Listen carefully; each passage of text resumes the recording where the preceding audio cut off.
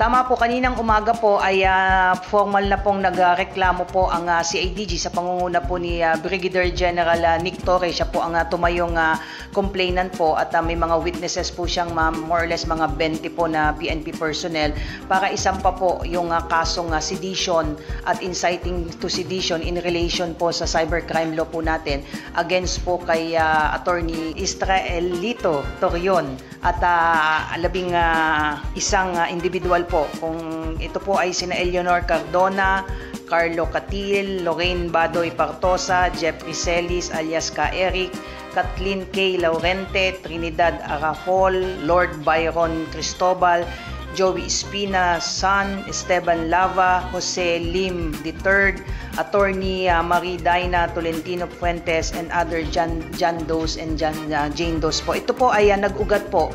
Ito pong reklamo po nila doon po sa pagpigil po nila at pananakit sa mga pulis natin during sa service po ng warrant po na nagsimula po noong August 24 hanggang matapos nga po iyon nung first week po ng September, umabot po ng 16 days po yan. As to the case po ng inciting to sedition, yan naman po ay nadokumento po ng PNP sa pamamagitan po ng ACG at CIDG yung mga ginawa po nila, particularly nung August 25 and 26 nung nagpalabas po sila ng panawagan sa pamamagitan po ng kanilang mga social media accounts.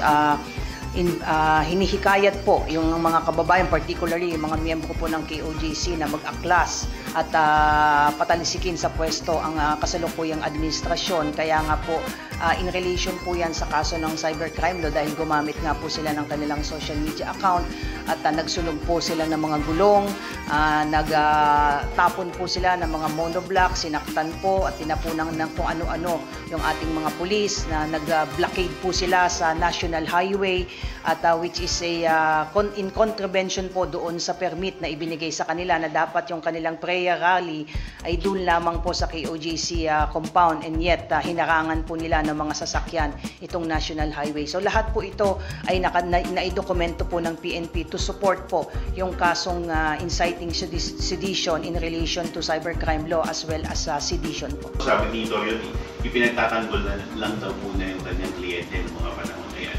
Well, yan po yung kanyang statement. Meron naman po siyang pagkakataon. Bibigyan po sila ng pagkakataon ng prosecutor para sagutin itong reklamo po na ito. But obviously, doon po sa 16 na araw po ng operation po ng PNP, there is a deliberate attempt on their part to really hide and deny the whereabouts of Apollo Kibuloy and others, at it turned out na lumabas mismo doon sa target nating building si Kibuloy at iba pa. This is a clear indication na from the start they have the intention to really deny the location po ni Pastor Kibuloy. So ito pong mga ito po yung ginawa po nilang pagharang, pananakit sa ating mga pulis. Nakadokumento po lahat yan at ito po ang naging supporting na evidence po ng PNP sa pagsasampa po ng kaso for sedition, inciting to sedition po. Ito lang ay mga unang mga kaso po na ipa-file po natin. Remember, meron pa po tayong ikinakasa po na kaso, particularly yung obstruction of justice. Kitang-kita po dyan at naidokumento po yung